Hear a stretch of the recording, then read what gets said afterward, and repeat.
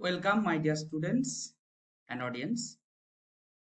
আজ আমরা এনইপি সিস্টেমে নতুন অ্যাডমিশনের পর একটা স্টুডেন্ট এনইপি সিস্টেমে ঢোকার পর যে সে ডিগ্রি প্রোগ্রাম করতে এসছে কিভাবে করবে, ক বছরের ডিগ্রি প্রোগ্রাম, কি কি সাবজেক্ট পড়বে, কিভাবে পড়বে, কোন কোন ডিপার্টমেন্টে যাবে, এই যে বহু রকমের প্রশ্ন স্টুডেন্টদের মধ্যে ছাত্রছাত্রীদের মধ্যে থেকে থাকছে বা তাদের গার্জেনদের মধ্যে থেকে থাকছে, সেগুলি সলভ করার আমরা যতটা সম্ভব চেষ্টা করব। তো কিভাবে এই এনইপি সিস্টেমে পড়াশোনা শুরু হয় বা কি কি পড়তে হবে, মেজর সাবজেক্ট কি, মাইনর কি, এইগুলো আমরা কিন্তু একটু ভাষা ভাষা হয়তো অনেকের নলেজ আছে, কারণ এটা একদম নতুন সিস্টেম।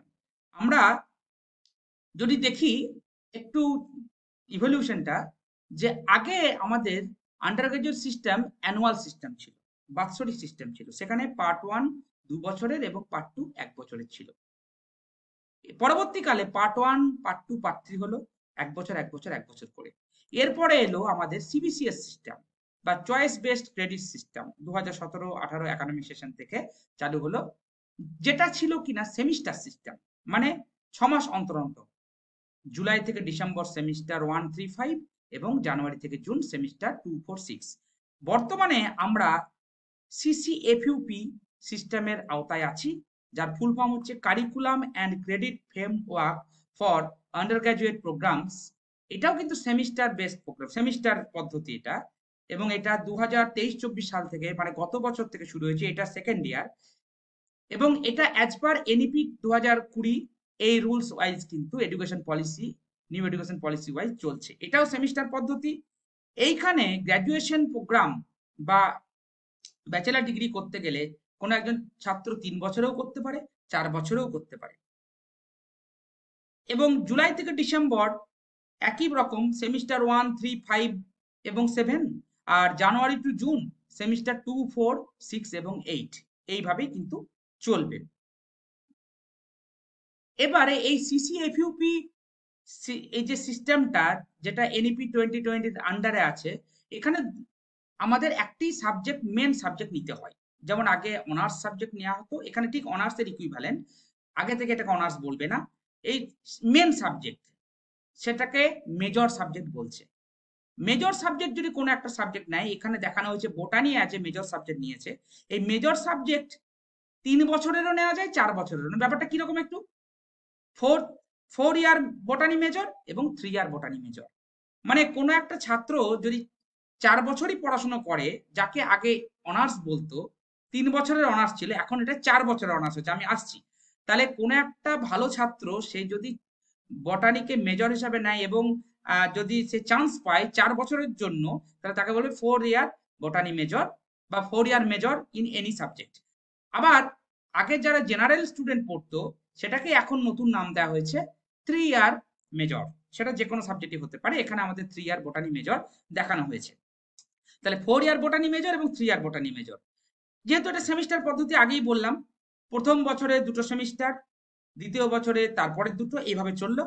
সাপোজ কোনো একজন ছাত্র প্রথম 2টো সেমিস্টার পাস করার পর বললো সে আর পড়াশোনা করবে না, সে সার্টিফিকেট নেবে, তাহলে তাকে ইউনিভার্সিটি একটি সার্টিফিকেট কোর্স দেবে, কোর্স বলে একটি তাকে কোয়ালিফাই করাবে, সার্টিফিকেট কোর্স সে পাস করেছে, সার্টিফিকেট কোর্স। আবার কোনো ছাত্র 2 বছর পড়ার পর, মানে সেমিস্টার 4 পর্যন্ত কমপ্লিট করার পর বললো আমি আর পড়বো না, আমি কলেজ ছেড়ে দেবো, আমি আর পড়বো না, তাকে তখন ইউনিভার্সিটি ডিপ্লোমা কোর্স হিসাবে সার্টিফিকেট দেবে। আবার কোনো একজন ছাত্র মেনলি 3 ইয়ার্স, যারা বোটানি মেজর বা এনি মেজর নিয়েছে, 3টে মানে ইয়ার, মানে 6টা সেমিস্টার কমপ্লিট করার পর তাদের যখন পড়াশোনা কমপ্লিট হয়ে যাচ্ছে, তখন তারা ব্যাচেলার ডিগ্রি কোর্সের সার্টিফিকেট পাচ্ছে। এবং যারা 4 বছরের মেজর সাবজেক্ট নিয়েছে, তারা সেমিস্টার 8 পর্যন্ত কমপ্লিট হওয়ার পর তারা যে সার্টিফিকেটটা পাচ্ছে, সেটা হচ্ছে ব্যাচেলার ডিগ্রি উইথ অনার্স। যে সমস্ত কলেজের ডিপার্টমেন্টগুলোতে মাস্টার ডিগ্রি আছে, তাদের ক্ষেত্রে এই এই এই 4র্থ বছরে যে সেমিস্টার 8 পর্যন্ত যে পঠন পাঠন করে যে ছাত্র সার্টিফিকেট পাবে, তাদের ডিগ্রিটা হবে bachelor degree honours with research. কিন্তু এদের প্রত্যেক ছাত্রকেই, মানে কেউ সেমিস্টার 2 করে আর না পড়াশোনা না করুক বা 4 করে ডিসকন্টিনিউ করুক, যাই করুক না কেন, সার্টিফিকেট পেতে হলে ইউনিভার্সিটি থেকে তাকে ইন্টার্নশিপ একটা 2 মাসের বা 8 সপ্তাহের 2 থেকে 4 ক্রেডিটের একটা ইন্টার্নশিপ তাকে কিন্তু করতে হবে। ইন্টার্নশিপ একটা ওই ভোকেশনাল কোর্সের মতো ট্রেনিং টাইপের, সেটা কিন্তু করতে হবে এবং সেখানে কিন্তু পাস করতে হবে। তাহলে তারা সেমিস্টার 2 পড়ে এবং ইন্টার্নশিপ করে তারা সার্টিফিকেট কোর্স পাবে। সেমিস্টার 4 পর্যন্ত পড়ে যদি সে আর না পড়ে ইন্টার্নশিপ করে তাহলে সে ডিপ্লোমা হবে। এইভাবে চললো। সেমিস্টার 8 করার পরও সে ততক্ষণ ব্যাচেলার ডিগ্রি উইথ অনার্সটা পাবে না যতক্ষণ না সে ইন্টার্নশিপটা না করবে। এইভাবে কিন্তু একজন স্টুডেন্ট 3 বছর বা 4 বছরে, বা এখানে যা পদ্ধতি আছে 1 বছর করেও সে যদি না পড়াশোনা করে তাকে সার্টিফিকেট কোর্স বলে দেওয়া হবে। 2 বছর করে পাস মানে আর না ডিসকন্টিনিউ করলে, আর পড়াশোনা না করলে ডিপ্লোমা। 3 বছর মানে সেমিস্টার 6 পর্যন্ত পড়ে না করলে ব্যাচেলার ডিগ্রি কোর্স, এবং 4 বছর পর্যন্ত পড়াশোনা করলে মানে 8টা সেমিস্টার কমপ্লিট করলে তাকে bachelor degree with honours course দেওয়া হবে। আগে যেটা ছিল 3 বছরই না পড়ে যদি সে পড়াশোনা ছেড়ে দেয় তাহলে সে এইচএসসি থেকে যেত। এখানে কিন্তু সেটি হবে না। সেখানে য বছর পর্যন্ত সাকসেসফুলি পড়বে ত বছরের একটি রেসপেক্টিভ সার্টিফিকেট পেয়ে যাবে। এবারে একজন ছাত্র সেমিস্টার 1-এ যেটা মেন প্রবলেম হয়, সেমিস্টার 1-এ সে এসে কি কি সাবজেক্ট সে চুজ করবে বা নেবে, এটা খুব মানে বিভ্রান্তির মধ্যে ছাত্রছাত্রীরা থাকে যে আমার যেহেতু আমার সময় কম, মানে আমাকে ডিসেম্বর পর্যন্ত পড়াশোনা করি, যে কোনো সময় যখনই পরীক্ষা হবে দিতে হবে এবং তার যা সিলেবাস তার উপরই পরীক্ষা হবে, সুতরাং এখানে সাবজেক্ট চয়েসগুলো বা বোঝাটা খুব কুইক দরকার। সে একটি মেজর কোর্স, সাপোজ কোনো একজন সায়েন্স স্ট্রিমের স্টুডেন্ট, সে মেজর কোর্স কোনো একটা সায়েন্স সাবজেক্ট রেখেছে, সাপোজ এখানে বোটানি রেখেছে কোনো একটা স্টুডেন্ট, তাকে আরেকটি কোর্স করতে হবে যার নাম হচ্ছে মাইনর কোর্স। মাইনর কোর্সে কোন সাবজেক্ট চুজ করবে? Any subject from science group, সেটা জুলজি হতে পারে, ম্যাথামেটিক্স হতে পারে, মাইক্রোবায়োলজি হতে পারে, what ever it may be হতে পারে। সেটা কিন্তু একজন স্টুডেন্ট জানে, কারণ তার ফর্মে অ্যাপ্লিকেশন করার সময় ভর্তির ফর্মে কিন্তু মাইনর কোর্সের সাবজেক্টটা উল্লেখ আছে, মেজরের উল্লেখ আছে, মাইনরেরও উল্লেখ আছে। এছাড়াও তাকে আরেকটি সাবজেক্ট বা কোর্স করতে হবে যার নাম হচ্ছে মাল্টিডিসিপ্লিনারি কোর্স, এমডি বা ইন্টারডিসিপ্লিনারি কোর্স, আইডি। সেটা কম্পিউটার সায়েন্স নিতে পারে, এনভায়রনমেন্টাল সায়েন্স নিতে পারে, এই যে কোনো একটা সাবজেক্ট নেবে, অথবা কোনো সাবজেক্ট এক্সেপ্ট সায়েন্স সে কিন্তু নিতে পারে। আর্টসের যে কোনো একটা সাবজেক্ট কিন্তু সে নিতে পারে। হয়তো তার ইংরেজি পড়তে ভালো লাগে, ইংরেজি নিল, বা ইতিহাস পড়তে ভালো লাগে, ইতিহাস নিল। তো তাকে কিন্তু, এটা কিন্তু একদম নতুন কনসেপ্ট, আগে ছিল না। মাল্টিডিসিপ্লিনারি কোর্স একজন সায়েন্স স্টুডেন্টকে যে কোনো একটা আর্টসের মানে সাবজেক্ট নিতে হবে, মানে এক্সেপ্ট সায়েন্স তাকে কোনো একটা সাবজেক্ট নিতে হবে। এছাড়াও তাকে আরেকটি সাবজেক্ট পড়তে হবে এইসি বা অ্যাবিলিটি এনহান্সমেন্ট কোর্স হিসাবে, যেটা সাপোজ তাকে বাংলা পড়তে হবে, সেমিস্টার 1-এ তাকে বাংলা নিতে হবে, বাংলা অ্যাজ এ লিটারেচার নিতে হবে। এছাড়াও তাকে আরেকটি কোর্স পড়তে হবে যার নাম হচ্ছে স্কিল এনহান্সমেন্ট কোর্স বা এসিসি কোর্স, যেটা কোন কোর্স হবে না, সে যে মেজর কোর্স নিয়েছে, মেজর সাবজেক্ট নিয়েছে, সাপোজ ধরুন বোটানি নিয়েছে, তাহলে বোটানিরই কোনো একটা পেপার তাকে এসিসি হিসাবে পড়তে হবে। তাহলে এসিসি পেপারটা বা তার সিলেবাসটা বোটানি মানে মেজরের যে সিলেবাস তার সঙ্গেই কিন্তু সেই ক্যান্ডিডেটটা পেয়ে যাবে। মানে তার যেটা মেজর সাবজেক্ট সেখানে সেই মেজর সাবজেক্টেরই সঙ্গে এসিসি পড়তে হবে। তাহলে মেজর সাবজেক্টের যে ডিপার্টমেন্ট, সাপোজ বোটানি ডিপার্টমেন্ট, সেখানে মেজর কোর্সটা পড়ানো হবে এবং এসিসি পড়ানো হবে। সাপোজ কেউ হয়তো কেমিস্ট্রি নিয়েছে, তাহলে কেমিস্ট্রি মেজর এবং কেমিস্ট্রির কোনো একটি পেপার এসিসি হিসাবে থাকবে। যেমন আমাদের বোটানিতে মেজর এসিসি বায়ো ফার্টিলাইজার বলে একটি পেপারকে দেওয়া হয়েছে, এবং সর্বশেষ সে আরেকটি পেপার পড়বে যাকে হচ্ছে ভ্যালু অ্যাডেড কোর্স বা ভ্যাক, ঠিক আছে, ভ্যালু অ্যাডেড কোর্স বলে একটি পেপার পড়বে, যেটাকে এনভায়রনমেন্টাল স্টাডিজ বা এনভায়রনমেন্টাল সায়েন্স তাকে দেওয়া হবে।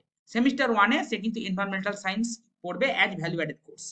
তাহলে একটি সায়েন্সের স্ট্রিমের ছাত্রকে মেনলি 6টি পেপার পড়তে হবে: major course, minor course, multidisciplinary course, ability enhancement course, skill enhancement course যেটা কিনা মেজরের সঙ্গেই যুক্ত হবে, এবং ভ্যালু অ্যাডেড কোর্স।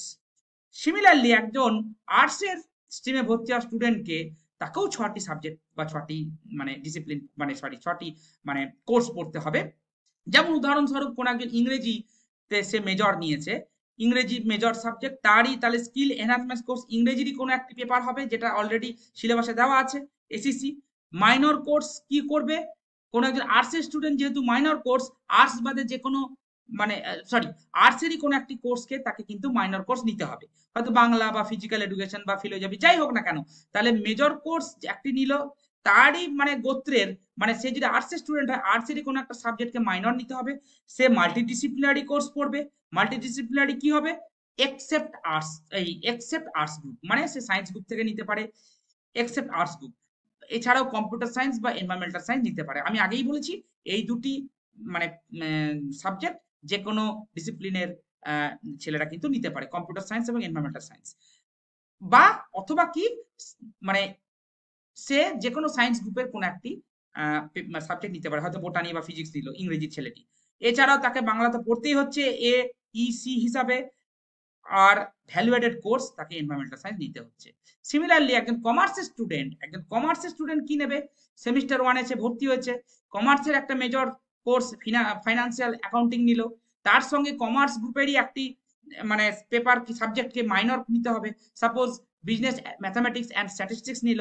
এছাড়াও তাকে কমার্স বাদে কোনো একটি সাবজেক্টকে তাকে মাল্টিডিসিপ্লিনারি বা ইন্টারডিসিপ্লিনারি হিসেবে নিতে হবে। সেটা হতে পারে কম্পিউটার সায়েন্স, এনভায়রনমেন্টাল সায়েন্স বা any subject other than commerce stream, যেটা বললাম। এছাড়াও তাকে বাংলা তো পড়তেই হচ্ছে AEC হিসাবে, বা এছাড়াও তাকে SCC পড়তে হচ্ছে কমার্সের কোনো একটা পেপারকে, যার নিয়ম SCC যেটা নিয়ম। আর লাস্টে তাকে ভ্যাক বা value added course environmental science তাকে পড়তে হচ্ছে সেমিস্টার 1-এ। এই টোটাল গেল একজন আন্ডার গ্রাজুয়েট স্টুডেন্টের সেমিস্টার 1-এ, সে সায়েন্স স্ট্রিম হোক, আর্টস স্ট্রিম হোক বা কমার্স স্ট্রিম হোক, সে কোন কোন পেপার নেবে, সে সেমিস্টার 1-এ কিভাবে কোন কোন পেপার নেবে, কোন কোন ডিপার্টমেন্টের সঙ্গে যোগাযোগ করবে, এইগুলি আজকে আলোচনা হলো। যদি কোনো ডাউট থেকে থাকে বা যদি কোনো প্রশ্ন থাকে, তোমরা কমেন্ট বক্সে করতেই পারো, সবাই করতেই পারেন, বা কোনো ল্যাকুনা বা কোনো সাজেশন থাকলে আমাকে অবশ্যই দেবেন। পরবর্তী আমরা সেশনে বা পরবর্তী ক্লাসে আমরা কোন পেপারের কত নাম্বার বা কিভাবে তার পরীক্ষা পদ্ধতি হবে সেগুলো আমরা আলোচনা করব। ধন্যবাদ।